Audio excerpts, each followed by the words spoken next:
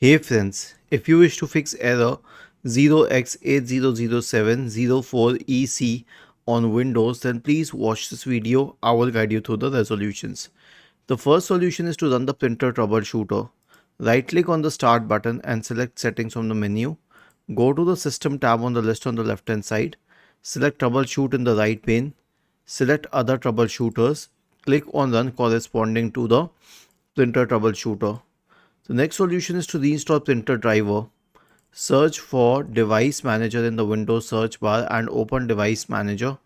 Now expand the list for print queues and then find your printer's driver and update it.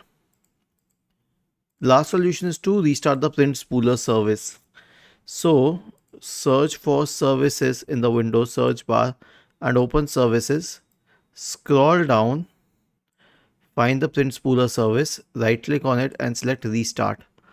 This will solve your problem. Was this helpful? If yes, then please subscribe to the channel. If not, then let us know in the comment section of the video on how we could help you further. Thank you for watching this video and have a nice day.